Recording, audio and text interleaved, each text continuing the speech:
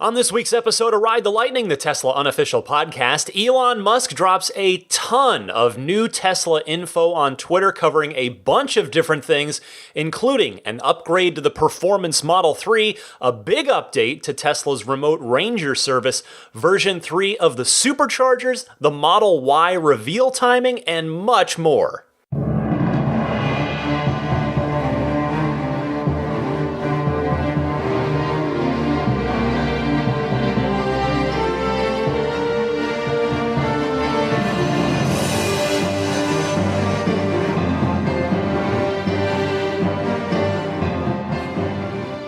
Greetings, friends. I'm Ryan McCaffrey, joining you for Ride the Lightning, the Tesla unofficial podcast, episode number 147 for May 27th, 2018. Happy Memorial Day weekend to my USA listeners. It has been a week, and I want to start by sort of caveating. Number one, I'm recording on Thursday evening this week, a little early. If anything happens on Friday or even perhaps Saturday, I apologize in advance. I'll cover it on next week's show. My wife has concert tickets for Friday night, so my Friday night is not going to be available for the podcast, so I'm going to knock this out. And the good news is I've got no shortage of things to cover. It was an absolutely wild week, which both for Tesla and for me. And so I want to start also with a kind of pre-apology here as well. Normally, I don't want to make this podcast about me. I mean, obviously little bits of me get in there, but, you're here for the Tesla news, Tesla analysis. I appreciate that you clearly care what I think about things in the world of Tesla, but it should never be about me. I'm not the story, but I hope you'll just forgive me a little bit of that this week, because I do have a story this week, and it is this. My Model 3 has been ordered, and I could not be thrilled more than I am. I mean, it's been a heck of a ride. It's been a plan. It's been a hope.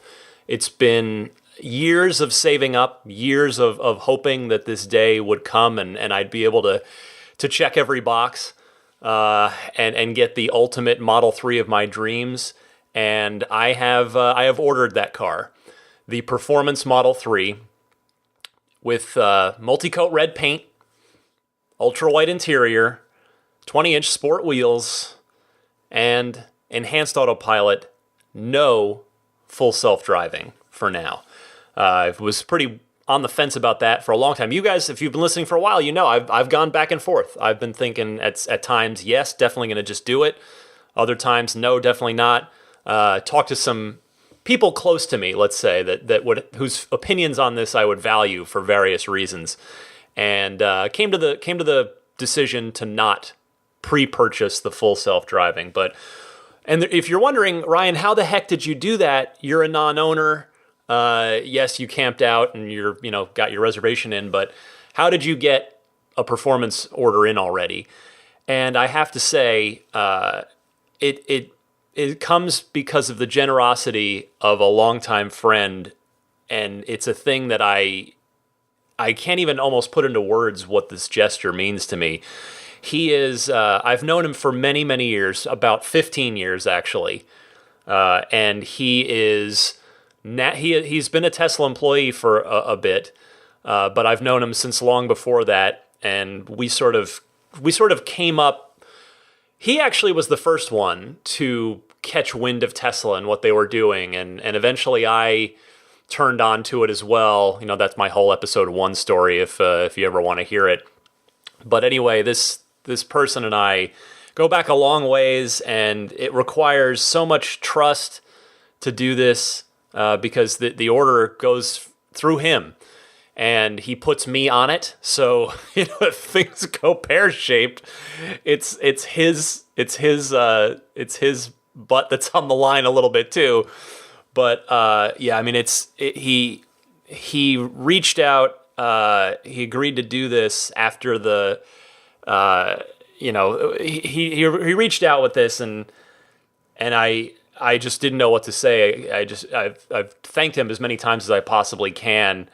And I have to say, at the end, when the order was finally confirmed, because what we did the whole thing over the phone. he we knew that it was going to go up soon, after Elon's tweets last week, and we're just waiting to strike. Well, as soon as possible.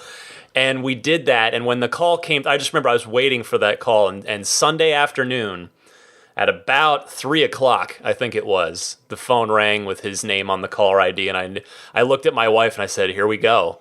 And I'll be honest, she's not thrilled about the performance model, but she understands. I think we've kind of come to an understanding of, she knows I've been working really hard for this, and it's a thing that means a lot to me, and she I don't know if she told me as far as a ludicrous launch. She says, you get one. With her in the car, she said, you get one, and then never again will you ever do that to me in the car. But yeah, so he called, we walked through it. It's you select dual motor or performance, whatever you're choosing, and then you choose your so that's your drivetrain. And then you've got your paint, you've got your wheels, which on performance you can choose the 20-inch silver sport wheels. Currently, the only 20-inch wheel offered. I really thought that the Sonic Carbon 20-inch sport wheel was going to be the one. I really did, after seeing it on Franz's car, and I told you that I'd heard about that being in Tesla's database a while back, and I thought, okay, well that's going to be the one they roll out with performance. But no, it is the silver 20-inch wheel, which I'm totally fine with. It's beautiful. It's exactly what was on the original Alpha prototype, the silver Alpha prototype. So very stoked about that. And yeah, we walked through it, and the servers were getting hammered because however many people, I don't know, got invited in that first wave to the updated configurator with dual motor and performance in there. Some were choosing performance, no doubt, and some were choosing dual motor. The servers were just hammered. And in fact, the first time that we tried to put the order through, it failed. So I had to go back, do the whole thing again. But the second time it worked. And yeah, we talked for an hour. Like, we just talked through every little thing very carefully. There was and I have to say, I did it. I got a little choked up at the end of it. I don't know if he could tell on the phone. He's gonna know now if he didn't know then. But like, it really meant a lot to me. Like, which I know you guys believe if you've been listening to me for any duration of time. I mean, this is even my DeLorean. My first dream car that I was so lucky to get when I was not even 19. Because the planets aligned, the values on DeLoreans were at their lowest point, really, I guess, ever. Looking back on it now, historically, and it just worked out that was able to happen. But that took about 2 years for me to sort of plan and figure out how to get a DeLorean as a teenager, and I did, and that was a huge day for me. But I remember the day I went and picked up my DeLorean after I'd agreed to buy it from the owner. The original owner, and it was a huge day for me, and I remember it vividly. I didn't get choked up, though, because honestly, I was too young. I didn't have enough life experience for it to really emotionally matter to me, whereas now, it's I have enough life experience under the belt where I sort of know, the stakes are so much higher now for all of us. We're adults with a lot of us with families, kids, wives, husbands, partners, and careers, and all these things to manage. And, for this to me, it was, as you guys know, it's never been just a car to me. It's been something more, something a lot more to me, which is really that's at the heart of my love and enthusiasm for Tesla in the first place, because DeLorean was the same way. Like, when I was a kid and saw Back to the Future, it was the car. But as I learned more and more about DeLorean's story and who DeLorean was and what he was trying to do, it became more to me. And I was so lucky to live that and get to enjoy that for the 12 years I had that car. And so here we are, and I'm so lucky to get to have another dream car, have a new dream car in the form of the Model 3. And yeah, it was surreal when we were done, and we put the order through. And he sent me screen grabs of the configurator and everything in there, and then forwarded me the email that said, your order is confirmed. And I checked my, that didn't come through till like the next day.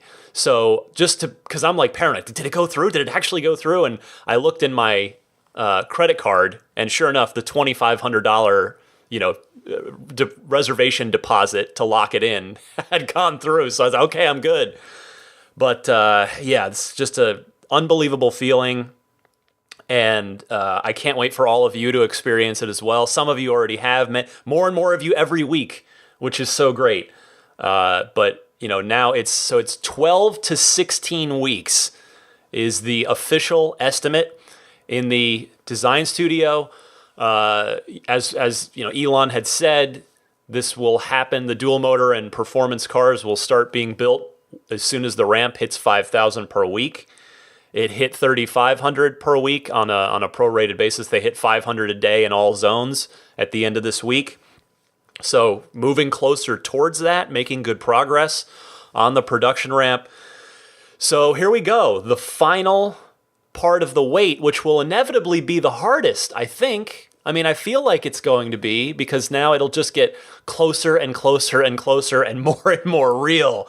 So I'll be keeping you guys updated, of course. And what's fun here, as I've said this before, but I hope you'll obviously stick with me, because I think the podcast here, I like to think it's going to get better after I finally become a Tesla owner, instead of, as I always would say, that enthusiastic kid with his face pressed up against the glass window on the outside looking in.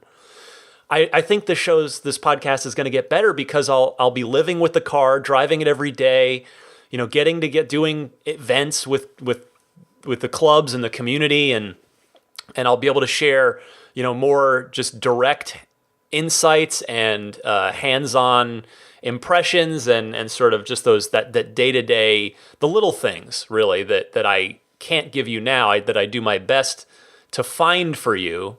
But I like to think it's hopefully going to get better. I mean, we're going to enter just a new, more fun phase of this podcast, and I can't wait. I mean, I have to say, I'm a little terrified of paying for the thing. I did the math. I knew where I kind of was, and hopefully, I have to admit, I get anxiety from time to time. I told you about, I went through so much anxiety last year with Maggie's passing and some weird little health things that thankfully turned out to not be anything significant. But even like after I ordered it, I started to get a little, like, wait, what if I get laid off in like 2 years and I have car payments, and oh my goodness. But I guess at the end of the day, you can try to plan for that as best you can financially, but you can't live like that, I guess. So I'm hopeful that I'll continue to have folks' support here on the podcast, and I'll continue to remain gainfully employed, and I'll things will be okay. But I am just once I sort of accepted that and really just tried to turn my attitude back to like, wait, this is gonna happen. I got so excited, and I'm unbelievably thrilled. And there's preparations are already underway. I want to shout out to my friend Michael from Millbrae, who actually came over here. He volunteered. He was just like, dude, I'm coming over, and I think I have a solution for your driveway situation. And sure enough, he brought a bunch of planks of plywood and made a little just makeshift stack on the one side of my garage where I scrape on the inside rather than the driveway outside. And sure enough, it was enough to get the car over without scraping not only my car, but he bravely tested it on his own car. I told him, like, dude, I don't want you to bottom out your car on my, like, I'm terrified of this. But to his credit, he He just grabbed the bull by the horns and proved that it worked. So his was actually the first Model 3 ever in my garage. So Michael, thank you for taking a chance on that. And I'm so glad we didn't damage your car. Oh my goodness. But so I need to either figure out now, do I want to like have just that slightest bit of cement work, like just like get a little thing raised on the inside of the garage? Do I want to still try and do the driveway bit or both? Maybe, I don't know. But anyway, yeah, so the preparations now to start thinking about, okay, I already called my insurance agent to try and to get a quote. I'm waiting for that because I want to shop around on insurance. But crazy week, huge. The day has finally come. So yeah, 12 to 16 weeks to go. And I'll be keeping you guys updated. Now, I want to actually segue next to a couple of clarifications from last week. Again, I asked that you bear with me because I re-recorded that front end of the podcast at 12:30 in the morning last Saturday night / Sunday morning, just mere hours before it needed to go live out to everybody. And I thought there might be a few things I would need to clear up, and sure enough, there are. So the white interior on the Model 3, it does not have a dark headliner. I was wrong about my interpretation of Elon saying black and white a couple of different times.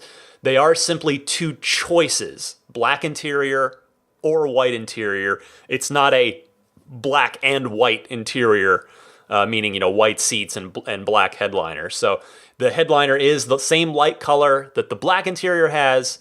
There's a picture of it that's been floating around that somebody grabbed a screen grab of the design studio, and you can check that out online. It looks great. It's not super far off from the white interior of the Silver Alpha prototype.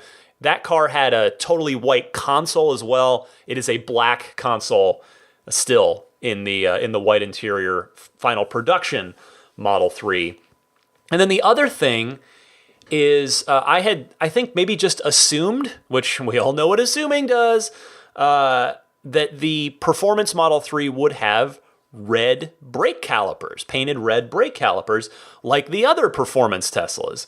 Well, it turns out it doesn't. The only thing actually visually designating the Performance Model 3 as of today as a performance model, because we have to assume like the existing Model 3s, it will not have any badging at all.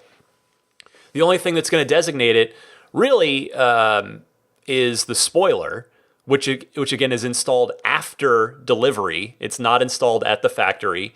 They're not slowing down the line to throw on spoilers on the performance cars. They're going to have the service centers do it after the fact, which is fine. So there's that. And I suppose technically, that's really the only thing, because you can't buy it, at least as of now. And whereas you can actually buy the 20-inch sport wheels if you want and put them onto any Model 3. So no red brake calipers, but I will tell you that I'm working on that because I want them to be there. Not just because I'm getting the car. I just think they look beautiful, and it's just a nice, subtle little way to indicate that it is a performance car without, screaming it to the world with a badge on the back. I'm fine with no badge, but I just love the look of that red brake caliper through that 20-inch sport wheel, which is exactly how it was on that original Silver Alpha prototype. So I'm working on it. Now, you wonder, Ryan, what do you mean by you're working on it? That's dumb. You're a podcast host. You can't do anything about that. Well, you may be right, but it's Elon Musk, for whatever reason, I don't know why. I'm just going to continue to enjoy it while it lasts. I'm not naive enough to think it's going to last forever, but Elon Musk has been a busy CEO on Twitter. He's been tweeting a lot.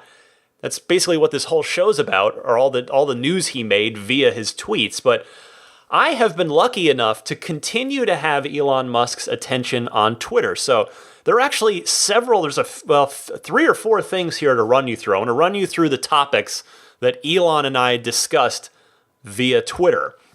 So I tweeted him saying, total first world thing here, I realize, but it's not too late to add red brake calipers to the Performance Model 3. Please, it's a Tesla tradition now. There's really not much to tell it's a performance. Plus, the red calipers inside those 20-inch sport wheels look, and then I used fire emojis because that's what the kids do. Elon was kind enough to reply to me. I tried to appeal to his sensibilities as a designer. We know Elon likes beautiful things, beautiful cars, beautiful products, not unlike the way Steve Jobs did. So I thought that might get his attention if I said, it looks so good, you have to do it because it looks beautiful. Well, he did reply to me and he said, complexity is the devil. Words can't express how hard we are working on the Model 3 production ramp and trying to get to profitability. But we'll try. How about that? We'll try. So that's what I'm talking about when I say I'm working on it. I reached out. I mean, how crazy is it that I could order a car, give feedback on it immediately to the CEO of the company, and that CEO actually recognizes and responds to that feedback and then actually takes it under consideration? Name a comparable scenario, forget about cars, in any other industry that's on as big as the automotive world is. I love this guy. Elon Musk it's great.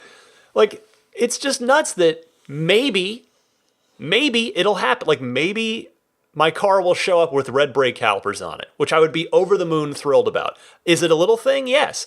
Because it's not, I mean, what is true, and I don't want to make too big a deal out of it, but, it's seemingly, theoretically, it's no parts cost for them. It's just, you have the black caliper, regular caliper pile, and then you'd have the pile of red brake calipers. We'll just put the red ones on. It's not actually a different part per se. So I'm hoping maybe I've appealed to his design sensibilities and he'll see fit to put those red calipers on. Because remember, we have seen those.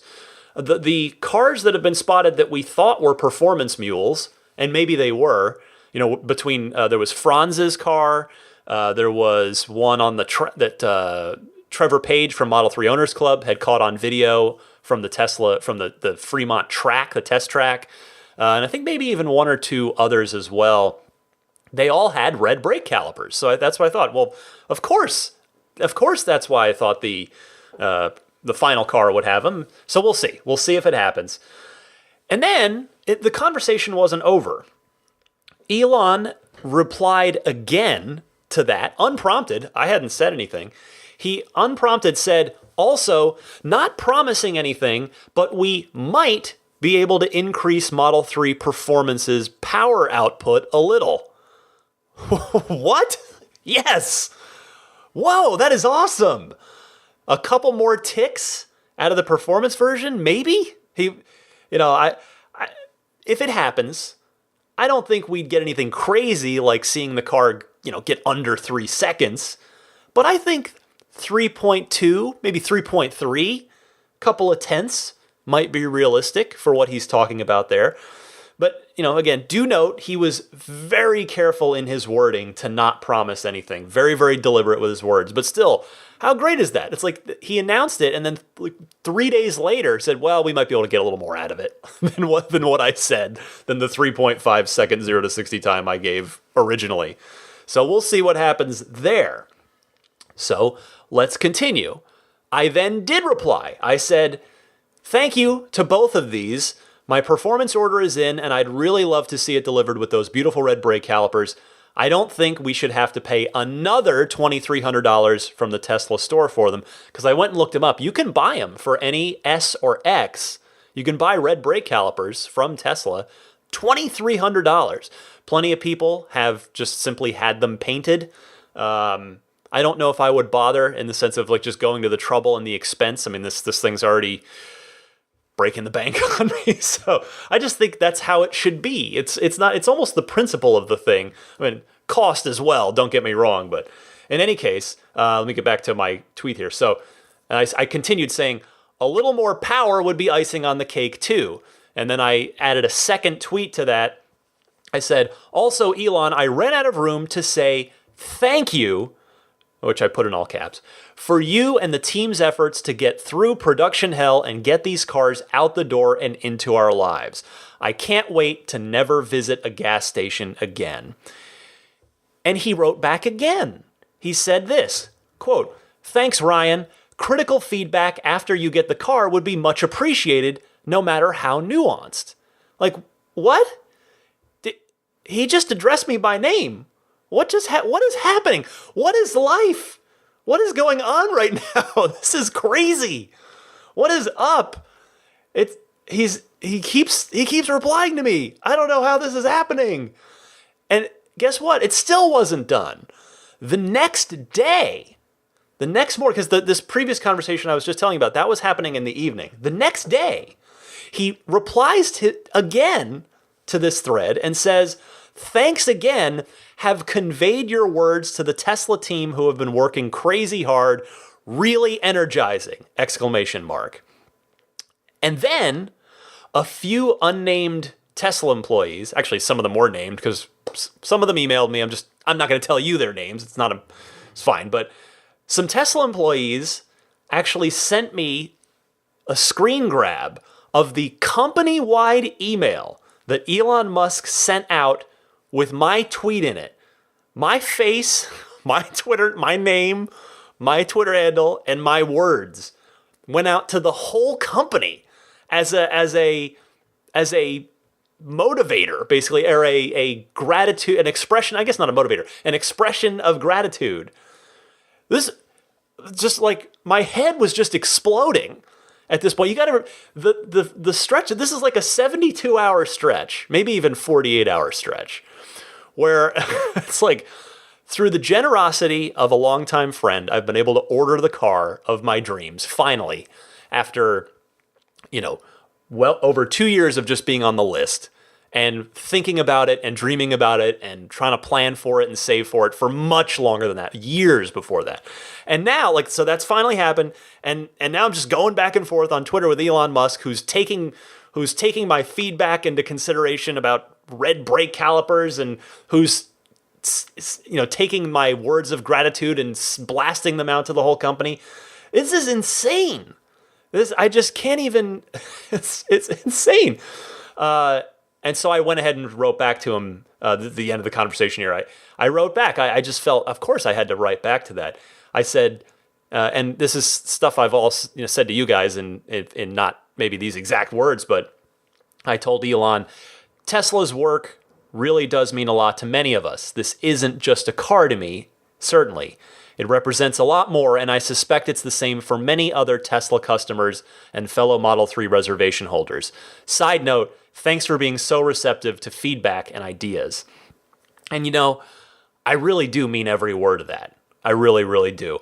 I realized what happened was I realized in that moment where I'm talking to Elon about brake calipers, yeah, it's a super picky, detailed thing, which I know he is an attention to details kind of guy, and I am too. I'm literally invested in this, but and I care about it. But I realized in that moment that I was talking with Elon Musk about stuff that's pretty far removed from the gargantuan day-to-day task that he and everyone at Tesla, I know there are Tesla employees listening to this, all of you, have this task in getting these cars built while louder and louder voices out there are metaphorically spitting on you at Tesla to try and trip you up as you run by them, as you try to do great things and try to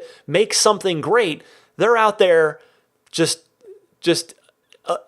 trying their worst to stop you or to slow you down. So I don't know. I had a epiphany in that moment of that thought, and I just thought I would take a moment to really to just reset myself and go ahead and express a little bit of gratitude for those efforts right there while I seemingly had Elon Musk's attention. And I was just so flattered and honored that he responded to it. And maybe I'm looking too far into this, but Elon seemed to genuinely appreciate that note. It really did, and that meant a lot to me. And here's the thing. I'm not done. It's still it gets better. This whole thing gets better. Listen to this. So one of the Tweetstorm elements that I wanted to cover on this week's show is the Model Y reveal. My friend Ben Sullins from Teslanomics, wonderful YouTube channel, very data-driven stuff he's doing over there. You should check it out. He tweeted Elon, because Elon had been tweeting a lot all day. He gets to the end of the day and he just tweets out a thing basically saying that he was feeling great, that he just was in a great place in that moment. And Ben took the opportunity, as I would do the same, to ask him, well, how about Model Y? How about that Model Y unveil? And Elon revealed that the Model Y reveal may happen around March or so next year, which would seem to be a slight delay, actually, from what Elon had originally suggested about maybe doing it later this year. Elon said, quote, "We could unveil Model Y anytime from late this year to mid next year, so March 15th is about right," because he had previously just replied to Ben saying March 15th. And I wrote to him saying, "Are you serious? I can't tell." And he wrote back saying, "No, I just made that up," and then that tweet, saying that it is actually March 15th may end up being about right. It's sort of in the middle of the window that he gave. So mark your calendars. We will probably have a Model Y reveal in the spring of 2019. So that is going to be something awesome to look forward to, which of course will mean once the reveal happens, the reservations are almost certainly likely to be opened up as well. So remember that production not scheduled to start until just sometime early 2020, late 2019, if all stays on schedule, which, you just never know. You have to assume that it will not. Manufacturing is hard, even as Tesla continues to get better at it. So just some information for you there. If you are interested in Model Y, or depending maybe where you are on the Model 3 reservation list, if a Y, the SUV, the smaller SUV might suit you better than the sedan, you have to think about, well, do you want to maybe try and go for the Y instead, depending, if it's you're only waiting maybe 6 to 12 more months. There's not a ton of information there yet. It's tough to make a real educated decision for yourself, but that's at least a data point for you to consider as you decide which Tesla you're going to buy, whether you want to do the Model 3 or what if the Y might make more sense for you.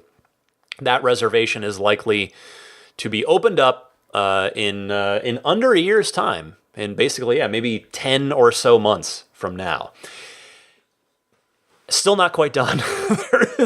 There was one other thing between Elon Musk and I this week, which was really the cherry on top of this whole thing. The dream, my friends, of Elon Musk appearing on this podcast may yet come true. I think we have to upgrade it from pipe dream to actual possible real thing that could happen. Maybe. So I took another shot at inviting Elon onto this podcast, as I've tried before, while we were, in that Model Y thread, while I had his attention. I said, or it was after he clarified the March 15th thing, the tweet I just read you. I said to him, "Excellent timing on this tweet. I'm putting together my show notes for this week's episode of my Tesla podcast right now," which I actually was, believe it or not. "If there's any week you can spare 30 to 60 minutes to talk design, video games, and your life, I'd be thrilled to meet you in Palo Alto or Fremont for an interview." And he actually replied. Elon Musk replied to that. He said, "Maybe after you get your Model 3, we can talk about what you like and what needs to be improved." What? What?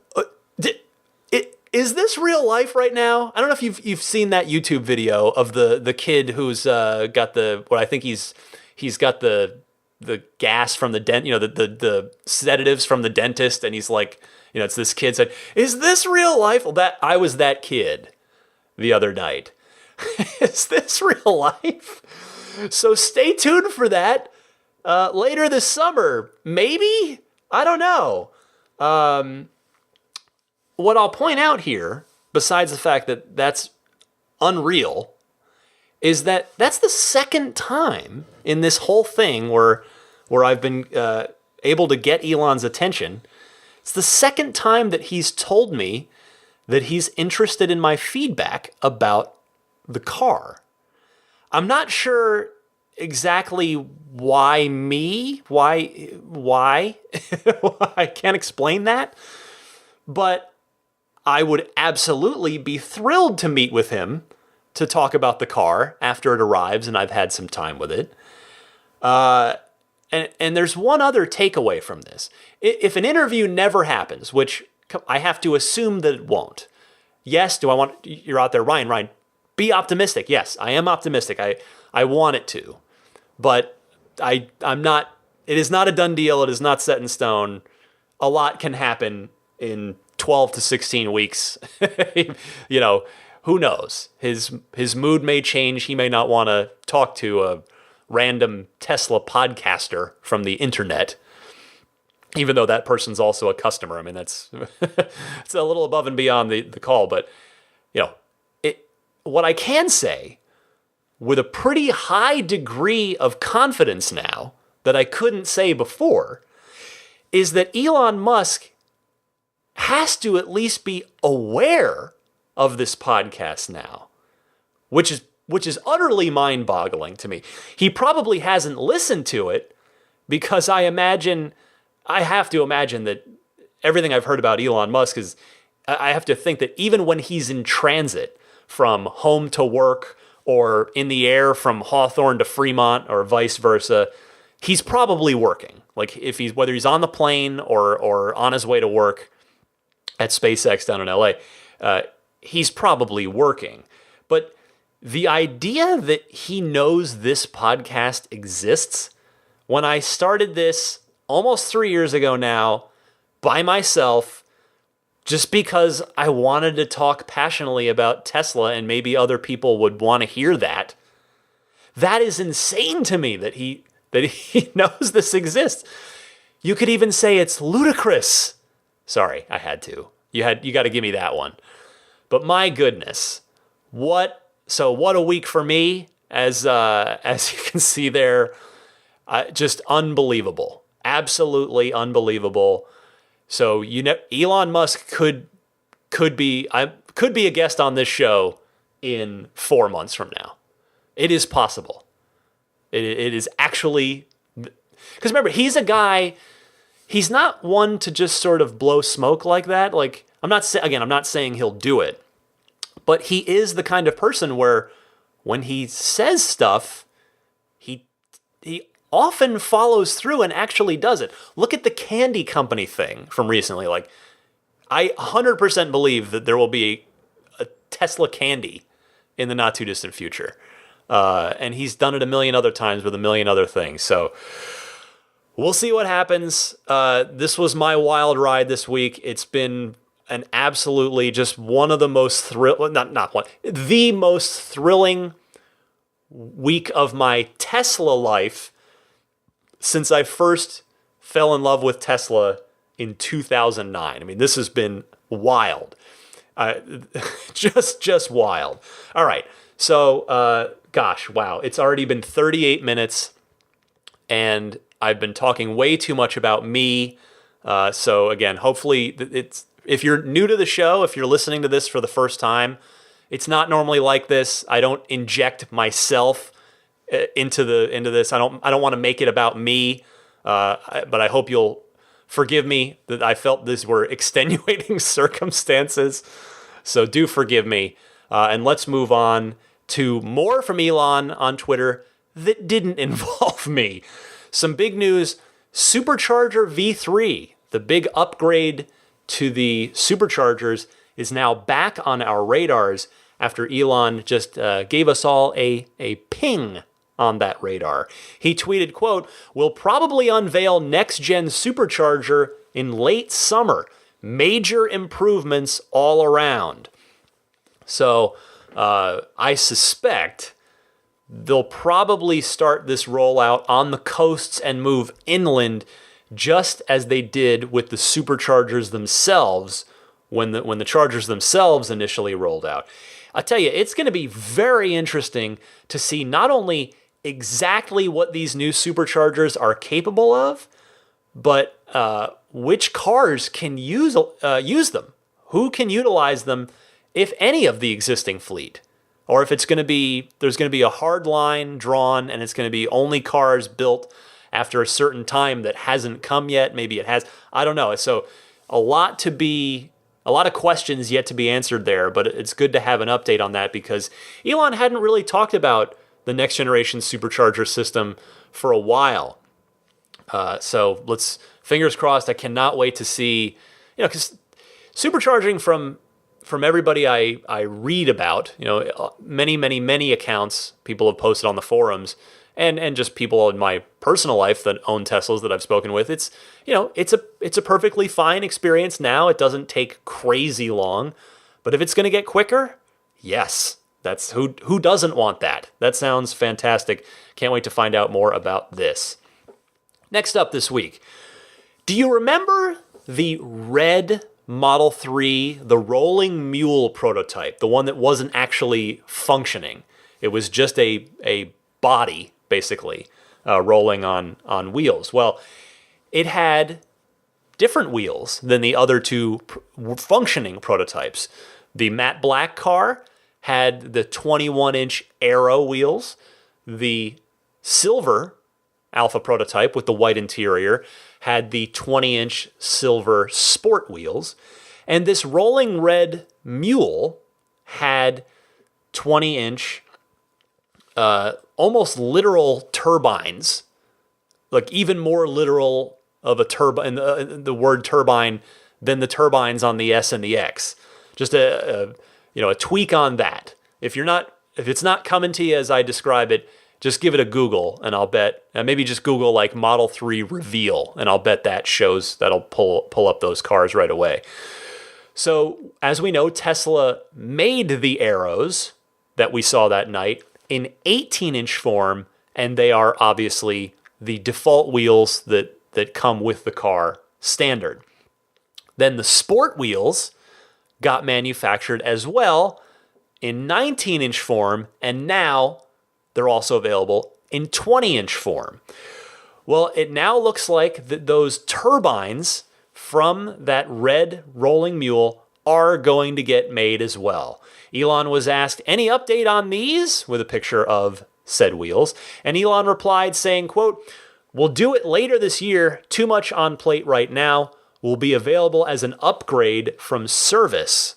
So seeming to indicate there, don't expect it in the design studio anytime soon, if ever, but it's going to be a thing where you can go ahead and order it the way that you can the 20-inch sport wheels now.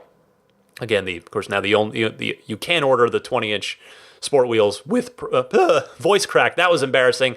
That's why I don't edit this stuff. I keep it very natural on this show.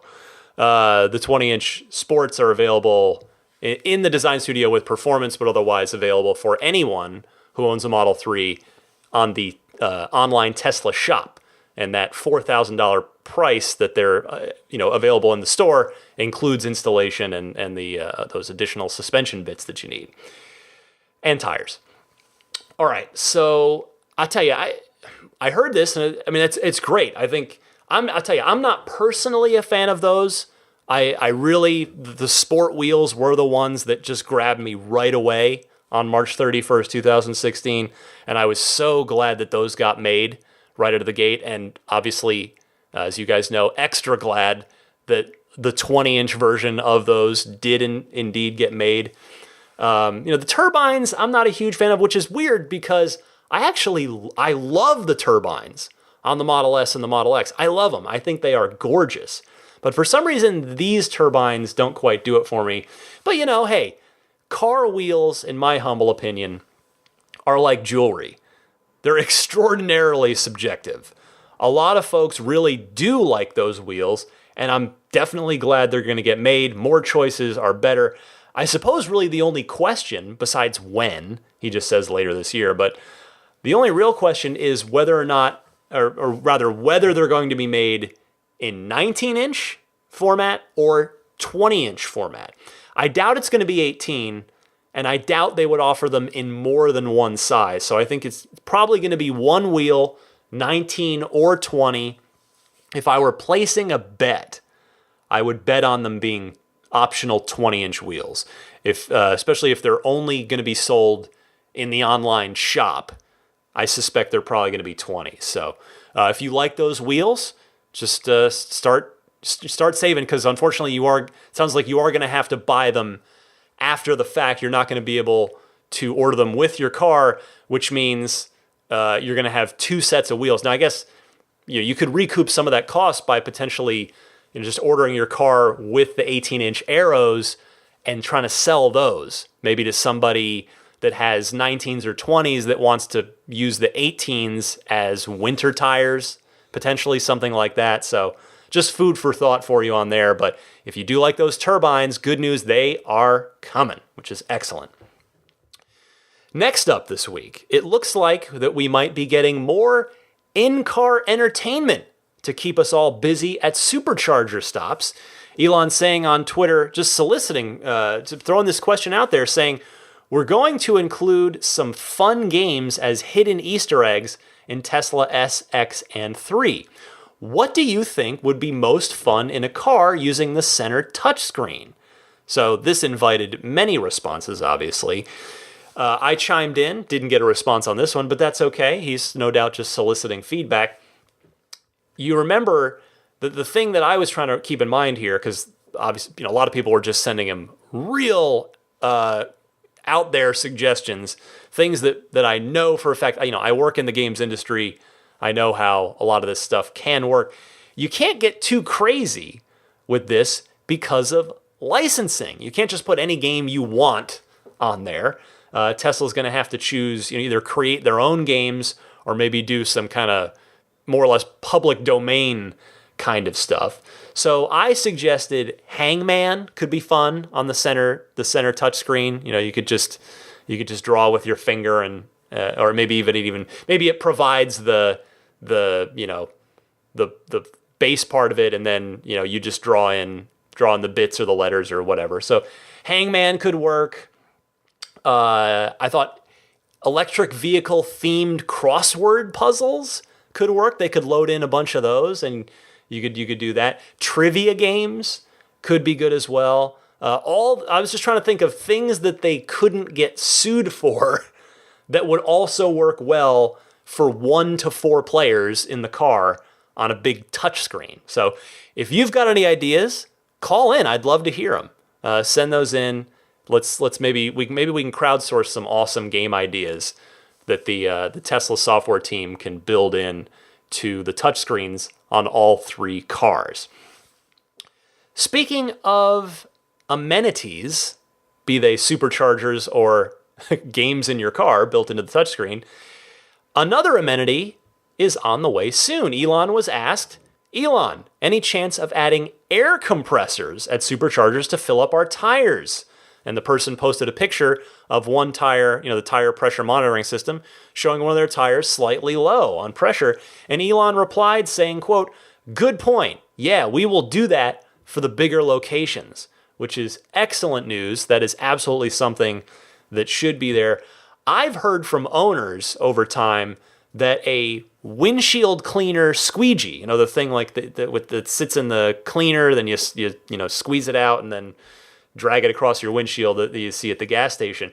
They need those too. That would be a super helpful thing at superchargers, because of course, if you're at a supercharger, you're almost certainly on a road trip. You're probably taking a lot of bugs on the screen, on the windscreen, and the superchargers, to my understanding, don't have those windshield squeegees, but gas stations do. And nobody wants to go over to a gas station once you've got a Tesla. So, Elon, if you're out there, please throw that on the list as well, alongside the air compressors. Next news item this week. I told you, it's a busy one. We are just getting started, by the way. I've got a full complement of Ride the Lightning hotline calls coming up after this. So this is a long episode. They've been long episodes. There's just too much to talk about. Too much fun to be had. Remote Tesla Ranger service appears to be on the way soon. Here's another tweet from Elon saying, quote, "Will soon enable Tesla owners to request service from their phone with a few taps. Tesla Ranger will come to you to take care of your car. No need to bring the car in yourself and zero paperwork." Elon was asked, "Will the Ranger argue with you about whether the rattle in the dashboard is real?" And Elon addressed that in the most Elon way possible, saying, "We're working on allowing you to use your phone in the car when you hear a rattle or squeak and pinpoint the origin by acoustic signature and triangulation." That's awesome. I would love to have some squeak finder tech in my car. Now, hopefully my car is not going to have any squeaks or rattles. I don't wish that on anyone. My Infiniti has a squeak now. It's developed over the last 6 months or so. And I know if it's just not worth the cost of having the mechanic tear apart the dashboard to find it and fix it when I know that I've only got so much time left with this car. But hopefully none of our cars will have squeaks or rattles. But squeak finder technology would be pretty darn cool for Tesla to roll out. Next up this week, really the biggest story of all this week was a braking issue. You may have heard about this because the Fudsters were all over this. They pounced on this instantly. I've never seen them react this quickly, this forcefully. It was absurd what was going on with this. And there is a legitimate story here. It's not just fake news or any exaggeration. Consumer Reports dinged the Model 3 in its recommendations because in their braking tests, they did not give Model 3 a recommendation currently. On the back of these braking results that they had, they said, quote, "The Tesla's stopping distance of 152 feet from 60 miles an hour was far worse than any contemporary car we've tested and about 7 feet longer than the stopping distance of a Ford F-150 full-sized pickup." Elon took to Twitter to address this, saying, quote, "Very strange. Model 3 is designed to have super good stopping distance and other reviewers have confirmed this. If there is vehicle variability, we will figure it out and address. May just be a question of firmware tuning, in which case can be solved by an over-the-air software update. Even if a physical upgrade is needed to the existing fleet, we will make sure all Model 3s have amazing braking ability at no expense to customers." He wasn't done. He a little while later, he came back saying, quote, "Looks like this can be fixed with a firmware update via the ABS calibration algorithm," he said. "We'll be rolling that out in a few days. With further refinement, we can improve braking distance beyond initial specs. Tesla won't stop until Model 3 has better braking than any remotely comparable car. Also, Consumer Reports has an early production car. Model 3 now has improved ride comfort, lower wind noise, and many other small improvements. We'll request that they test current production," end quote. But as I said, the Fudsters, as I've taken to calling them, just pounced all over this. It really just made me shake my head and sigh. They were all over it instantaneously. I saw it all over Twitter, all over Electrek comments. Even after Elon addressed it, these folks were trying to make it sound like the Model 3 literally couldn't stop and was a death trap. All I could do was sigh, honestly. All I could do was sigh. It was a real unfortunate thing. Yes, there was an issue identified. Bravo on Consumer Reports, by the way, for doing exactly what Consumer Reports does, looking out for consumers and noting, hey, there was a problem here with there's a less than satisfactory result on a safety feature of this car. And to his credit, Elon addressed it immediately, jumped all over it, said, we'll take care of it no matter what, even if we have to recall the entire fleet. And now the fix, in fact, the update for this may have already gone out to some of you with Model 3s by the time you hear this phone call, or this podcast rather. So great to see, great response, just great job all around. Great job, Consumer Reports. Good job, Elon. Good job, Tesla team. This is exactly the kind of thing that we want to see on both sides of the table, both with the media side. I know Consumer Reports isn't media per se, but just good all around here. Finally, there's one last Elon Musk tweet I wanted to read to you from this week before we move on to the Ride the Lightning hotline. I know I'm already, almost an hour deep into this show, so I know I've talked a lot in the past about respecting your time. This is going to end up being at least a 90-minute episode, just as I sit here recording it. You obviously already know how long it is, but I just note I am very conscious of that. Again, special case episode, crazy episode. We'll get back to the usual hour or so episodes starting next week. But anyway, Elon did say at one point, really after most of this, he said, "Just wanted to say thanks to all Tesla supporters. I damn well love you." And that was just great to read. That again, it seemed like he was in a good place in that moment where he just was feeling good about the love and the support. Which I'm happy to have been part of that he heard. So, Elon, if you're out there, I look forward to interviewing you later this summer after I get my car. And there are so many of us here that are rooting for you, that are behind you. Like, yeah, if there's something that needs to be called out, we'll call it out, but we'll call it out in a constructive way and try to help make things better always. But we're your cheerleaders. We're rooting for you because if Tesla wins, the world wins. All of us win. Our kids win because they're in safer cars. Anyway, I'm not going to go on a whole big diatribe here and just make this longer, but loved seeing that tweet from Elon. Loved seeing him feel good on that. All right, let me come right back here. Quick breather, and I'll be right back with the Ride the Lightning hotline. All of your excellent phone calls ready to go right after this.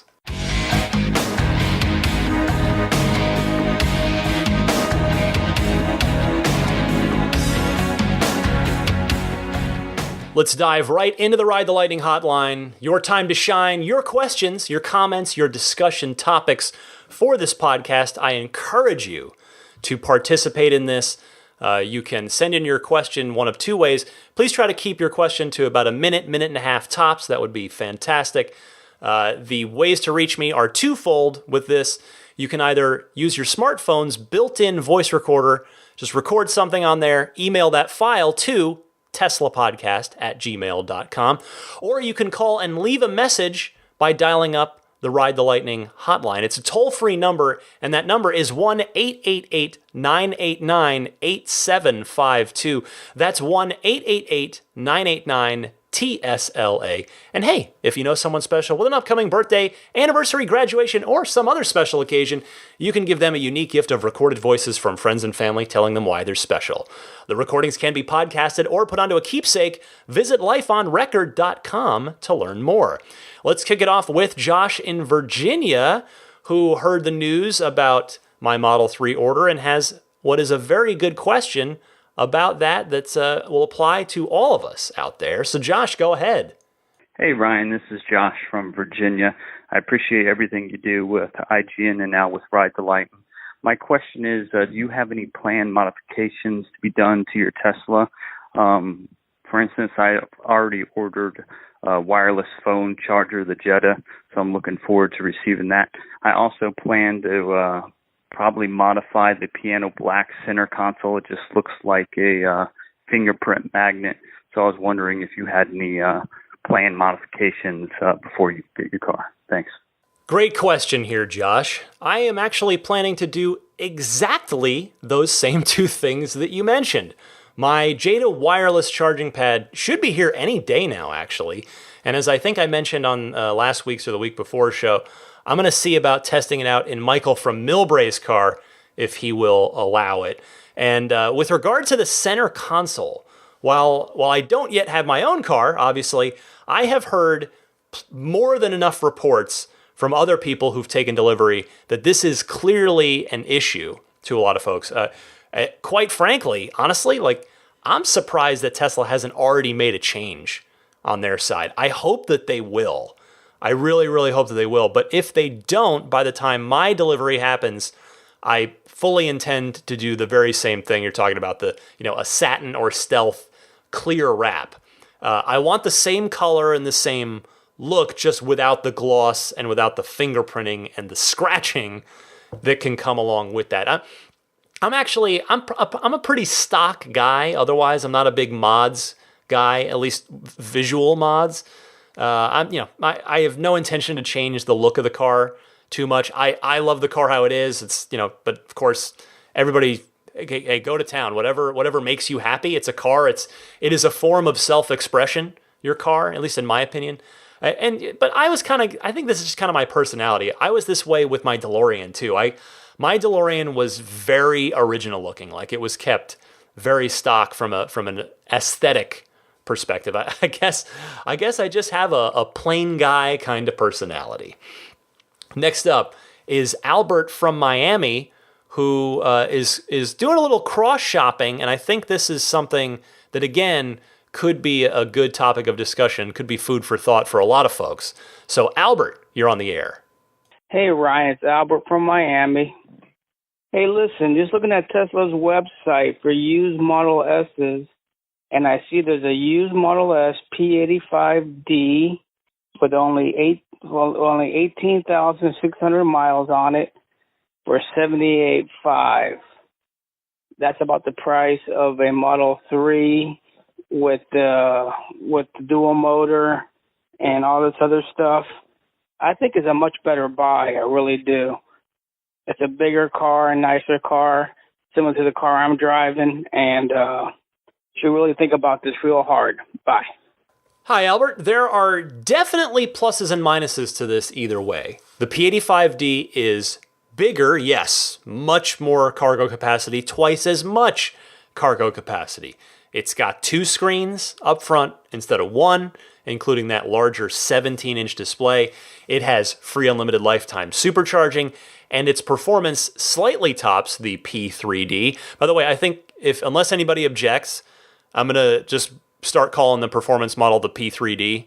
I can't think, I'm open to better suggestions, but performance 3 dual, right? Because you could go P3LRD, but the performance won't be offered in the short range battery. So I think we can just go with P3D. Anyway, the thing is, the P85D though, compared to the P3D, does have quite a bit less range. It also only has autopilot 1, so it's never going to evolve past where it is now, really. Which, don't get me wrong, still super useful. And it's also got the older MCU processor in it for the touchscreen. And I will say, just for some people, including me, because I have a tiny garage door opening and I live in super tight San Francisco, the smaller car is actually a benefit to me. So, to each their own, certainly. But yes, I will tell you, I think that a used P85D is a pretty viable alternative to a P3D that you can take delivery of immediately. You can go get one right now. So, it's always good to have options. Tesla, even within the Tesla family, you got a pretty comparable option right there. Next is Ken from Denver, wanted to discuss performance and air suspension. Ken, let's talk. Hey, Ryan, this is Ken from Denver. I wanted to discuss the performance version of the Model 3 and the air suspension. I was surprised by the idea that the performance version would come out without air suspension. I assume that means that future versions will have air suspension and the early ones won't, but wanted to get your thoughts on that and see, I don't know if it's a manufacturing constraint or why they would introduce performance without air suspension. Thanks for the show. Talk to you soon. Bye. Well, Ken, from what Elon has inferred on Twitter, it's solely because of manufacturing complexity. The fact that he said probably next year for air suspensions, to me means it's not on their immediate radar. I'm no expert in performance cars. Let me make that abundantly clear. This will be my first one of any sort, and I suppose maybe on some level it's like karmic retribution for driving the wonderful but woefully inadequate in the performance department DeLorean for so many years, a car that unfortunately could never match its performance to its looks. But anyway, what I started to say was that, like I said, I'm not an expert in performance cars, but I have heard a number of folks in the Tesla community say that they're actually excited about the performance of the P3D having a standard non-air suspension because it may give the P3D a more direct road feel, which to many is a very desirable characteristic in a performance car. It'll be really interesting to compare the P3D to both the rear-wheel drive 3 and the dual motor 3. It's going to be really cool to see and feel the differences in each of the three variants. Let's go next to Matt over in Fremantle, Western Australia. Wants to talk a little bit of Model Y. Let's do that, Matt. Hey Ryan, this is Matt from Fremantle, Western Australia. I was wondering if you could explain to those of us who are unaware what exactly the Model Y is supposed to be. What kind of car, what's a similar car that exists right now that is fulfilling that role, and why Elon wants to go with this kind of car as opposed to just getting a ute or pickup truck, I believe they're called over in the US, because I think there'd be more market for a pickup truck. Thanks. Bye. Hey, Matt, I am happy to chat about this. In short, the United States is absolutely crazy for SUVs. They're the best-selling vehicles in this country. Tesla has the Model X, of course, but as we all know, that's a pretty expensive vehicle. And as you also know, it's even more expensive than the S. So the Y is designed to move Tesla down market in what is the most lucrative vehicle class in the United States. You're right. Pickup trucks are also hugely successful here. Don't get me wrong. But from what little Elon has said about the pickup, it appears to me that the truck might be a bit more of a technology challenge. I mean, I gotta figure that it's going to require a big battery in that thing because if you're gonna haul stuff, you're gonna need plenty of juice to haul around all that weight. And Elon also mentioned, remember when he's talked about the pickup, a special technology that we've kind of speculated before about, but here in the Ride the Lightning hotline, but we don't know exactly what he means by that. So the roadmap as we know it today is Model 3 now, semi-truck next, that'll be a new market to conquer, the Roadster after that, the smackdown of ICEs forever, the Model Y, and then the pickup. That seems to be the path that we're on. So hold tight, pickup will be coming, but not quite right away. Next up is Matorshan. I think I may be mispronouncing that. Please forgive me if I did. He comes by way of the aforementioned Ben Sullins. Thanks for checking out the podcast. Wanted to talk about the Model 3 seat revision that I mentioned last week. So Matorshan, go ahead. Hey Ryan, this is Miturshan from Toronto, Canada. I love your podcast. It was recommended by Ben Solins on YouTube. I have two questions for you today. The first one is why the new Model 3s out of production have wider seats and what's your opinion on it? I saw this on Like Tesla YouTube channel. When they got their new Model 3, they were going to put the T Sportline seat covers and they found out that those seats were wider than previous Model 3s. And the second question is, when do you think SpaceX will send their first manned mission to Mars? And I'd love to hear your thoughts on these questions. Bye. Well, Matorshan, first of all, thank you for giving this podcast a try. I absolutely adore Ben. He is awesome, and his content is expert level. Now, to your questions, I addressed this a bit last week, but the seat change is likely for no other reason than durability, which is not unlike the switch from the Alcantara headliner material to the premium textile, which we learned recently was not sticking to the A-pillar properly.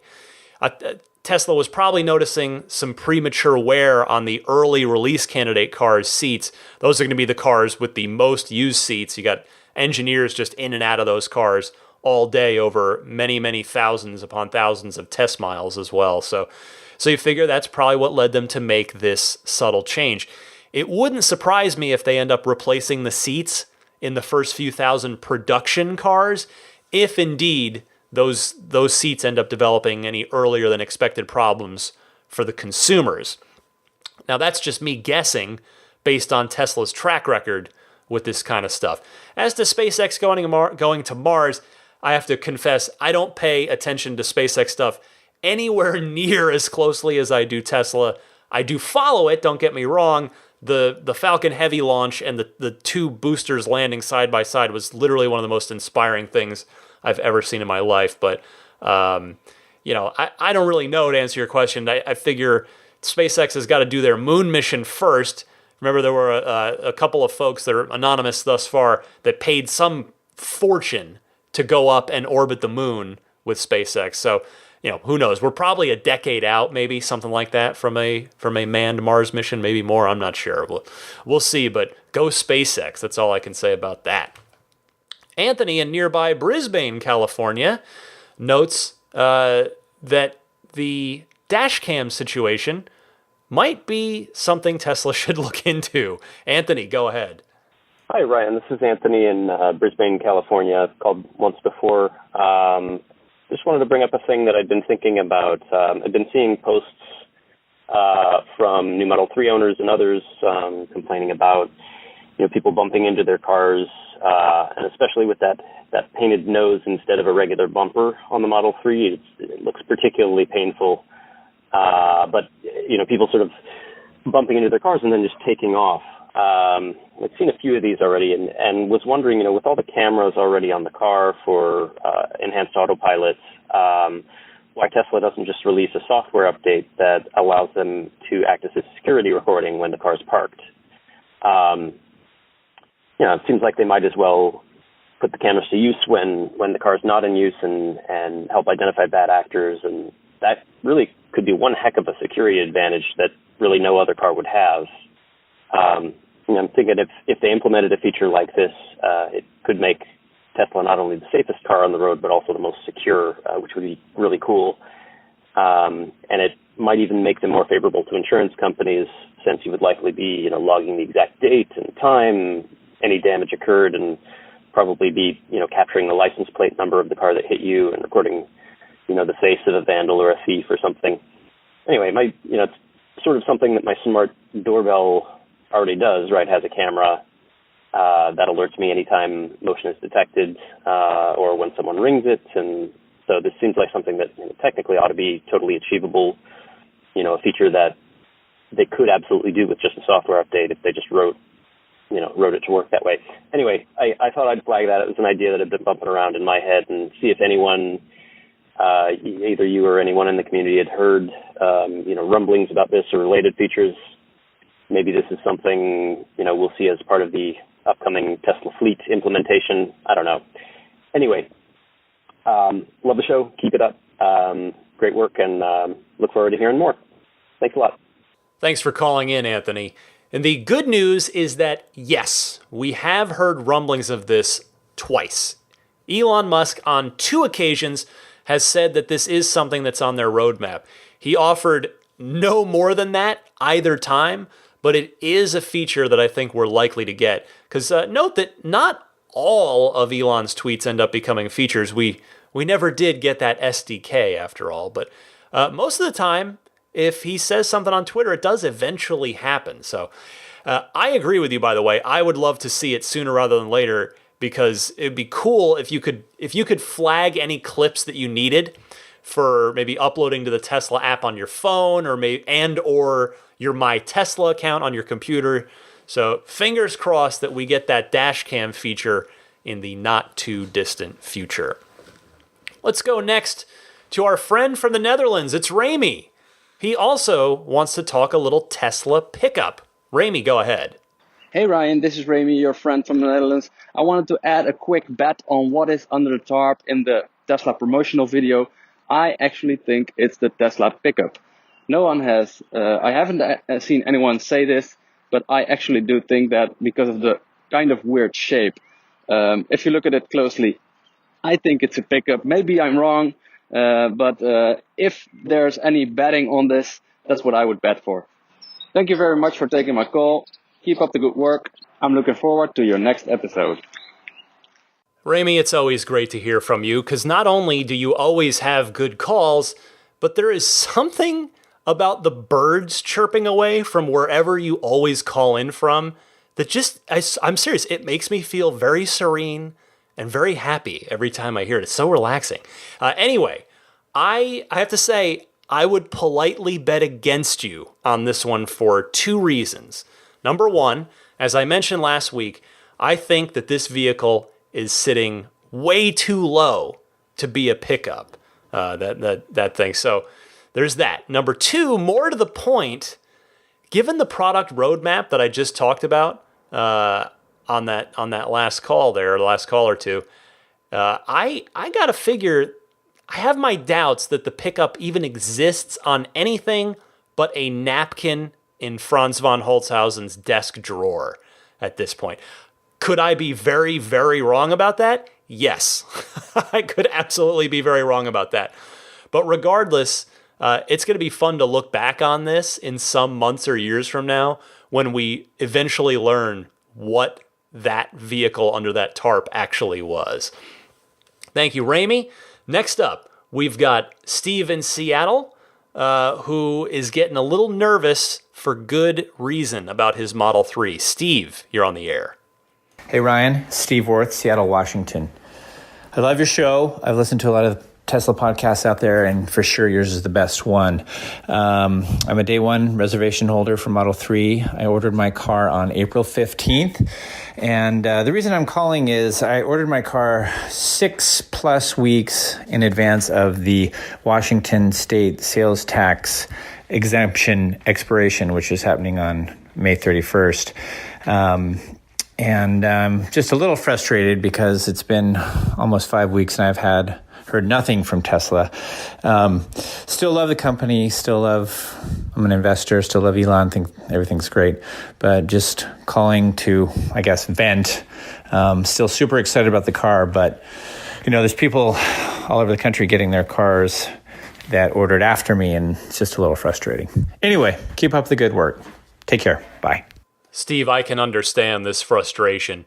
Tesla obviously knows about the Washington state situation.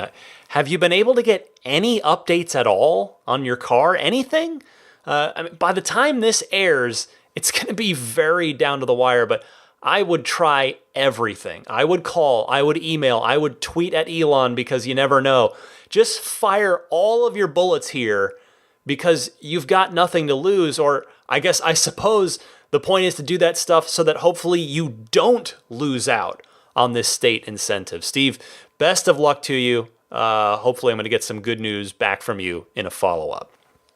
Two more calls.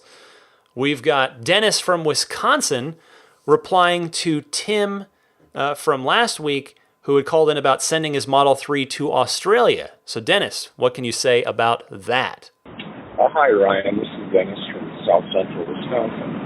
I wanted to comment on Tim from Toronto's question about taking his Tesla, he didn't say specifically Model 3, but Tesla, to Australia with him.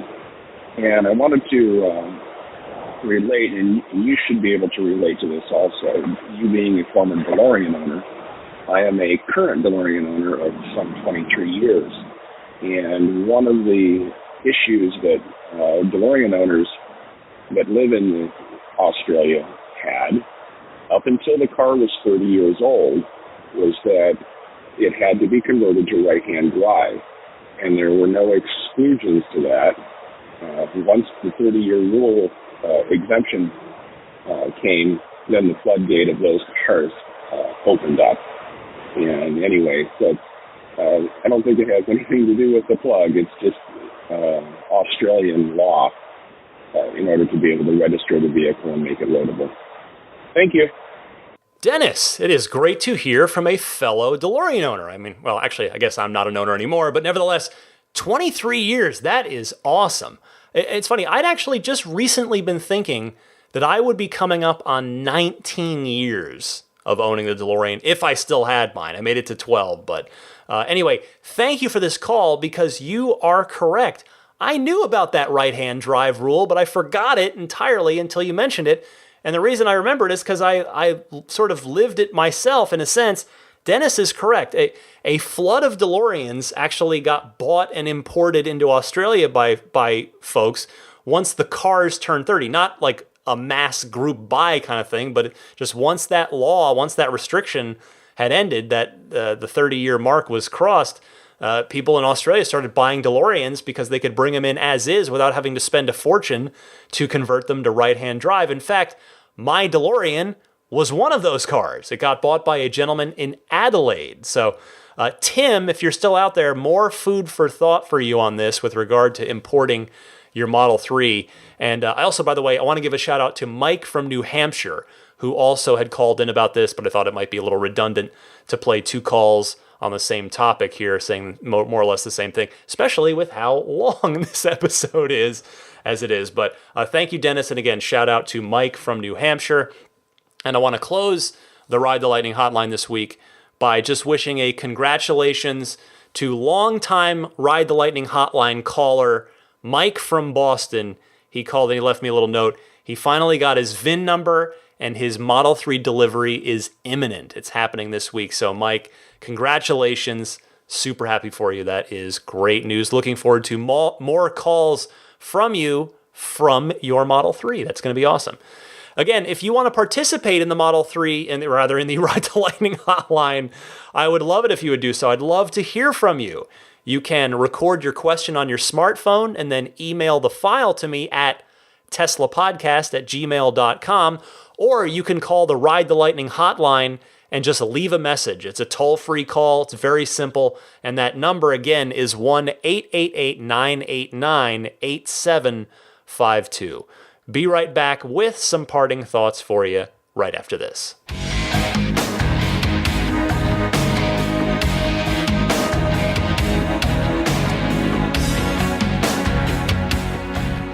Before I go, I wanted to mention the usual friends of the show. You've got Abstract Ocean. Find them at abstractocean.com. Great selection of Tesla accessories over there.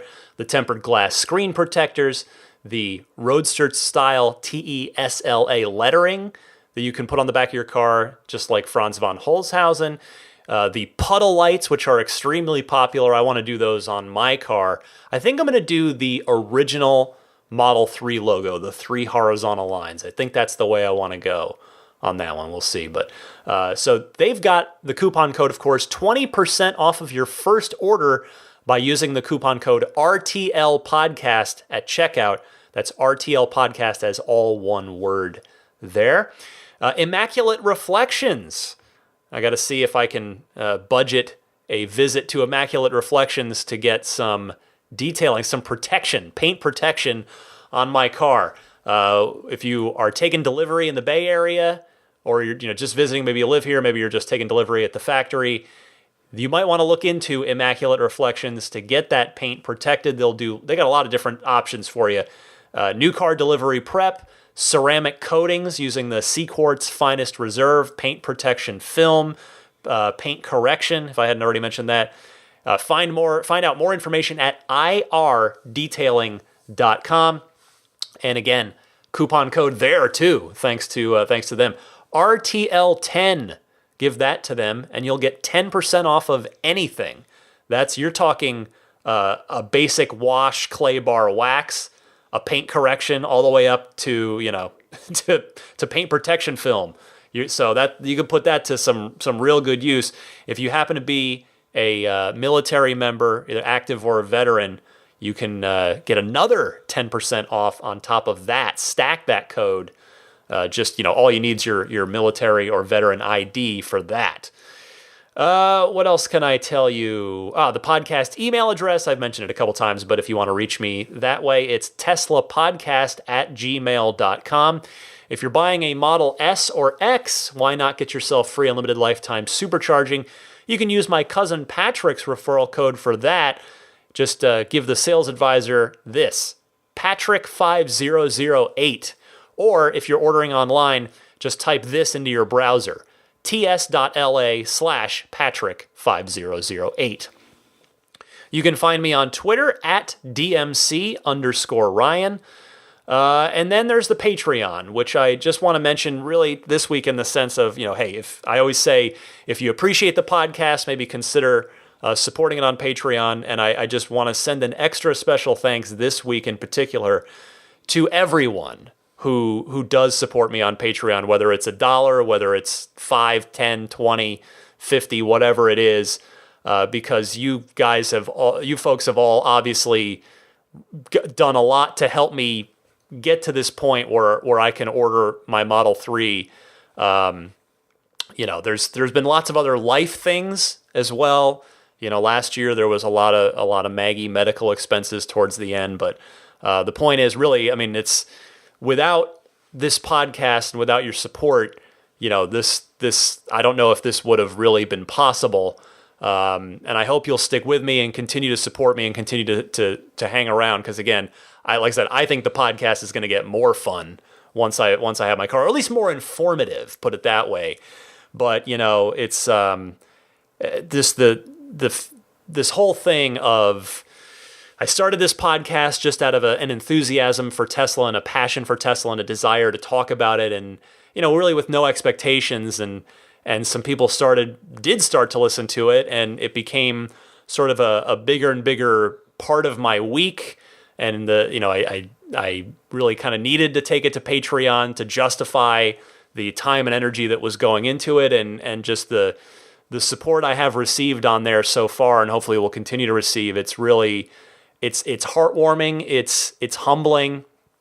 It's very special to me. It really means a lot.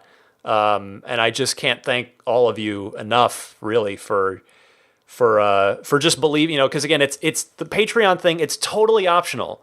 You still, I'm still putting this thing out every week. There's some extra content for people that do want to support me on there. But, if you don't, and you're just listening, that's totally cool. And I just appreciate that you're listening. But the folks that have gone out of their way to show that support on Patreon, it's again, this car that's just now been ordered after all these years, I'm not sure it would have been possible without you. And now I have to pay for it. So, but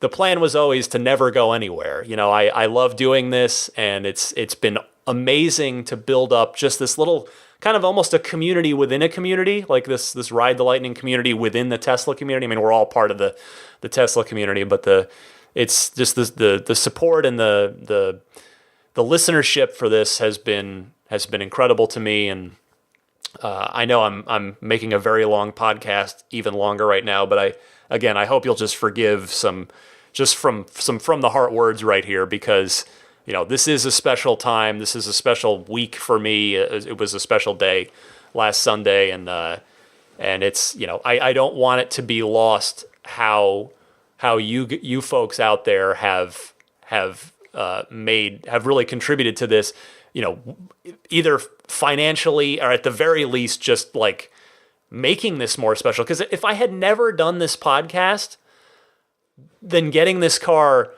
assuming I'd still be able to do it, would still mean a lot to me. It would still would have been huge for me. But the fact that I can now share this moment, this sort of this news and this joyous thing, this thing that means so much to me, that I can share it with people that feel the same way about their cars and about their experience, and it's a wonderful thing to me, and I just sincerely appreciate all of you. I really, really do. And let me give the shout out now to the Patreon producers.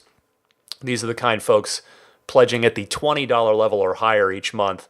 I want to say hi to the newest Patreon producer. Hi to Gabriel Salays. Gabriel, if I mispronounced your last name just now, please drop me a quick note on email, on Patreon, whatever, and correct me. I want to make sure I get that right. Gabriel Salays, thank you so much. Alongside Jeff Bartram, Paul Hussey, DJ Harbaugh, Pete White, Wolfgang Obergen, George Cassiopo, David Brander, Jonathan Wales, Alexi Heft, Logan Willis, Matthew Parra, Michael Lester, Robert Miracle, Jason Chalukas, Emotion Rentals, Richard Ouellette, Tim Hyde, Marcus Mayenschein, Lee Sweet, Lars Hoffman, Orion Coates, Peter Chalet, Harold Plug, Kenneth Martin, Michael Callahan, Rome Strack, David Vakil, Ulrich Lassa, Luke A., David Kittle, Eric Randolph, David Nondahl, Luke Miles, and Stefan Joris. Is it Stefan? I might need a correction from you too, my friend. I didn't hear from you last week, but I think it's either Joris or Gioris. I'm not quite sure quite where the accent is, but yeah, do correct me. I need the correction on that one. Make sure I get it right. Anyway, thanks to everybody, Patreon folks or not. If you are listening to this podcast but not subscribing to it, that would be awesome for both of us. That way, I know you'll keep listening every week, hopefully, and you won't have to download the show. It'll just download for you if you subscribe. So you can do that on just about any of the major podcast services, including iTunes, Google Play, Stitcher, TuneIn, Spotify, or grab MP3s or the RSS feed from my hosting site, which is teslapodcast.libsyn.com. Libsyn spelled Libsyn. That wraps it up. Again, huge week, crazy week. I will never forget this week. It's been special. And again, this is in a way the beginning. This is like the beginning of a new chapter now. It's not the end of anything. It's actually the beginning of the next phase, which is the pre-delivery phase, and then there'll be the delivery and just all kinds of Tesla news in the meantime. But you guys know I'm here for you each and every week, every Sunday at 9 a.m. Eastern Time, new episode for you. And again, recorded on Thursday night this week because of the concert tickets that my wife had for Friday night. So again, if I happen to miss anything big on Friday, I will pick it up for next week's show. This one's been long enough as it is, I think. All right, for a sleeping Daisy the Boxer puppy, I'm Ryan McCaffrey. Happy electric motoring, everybody, and I'll see you next week.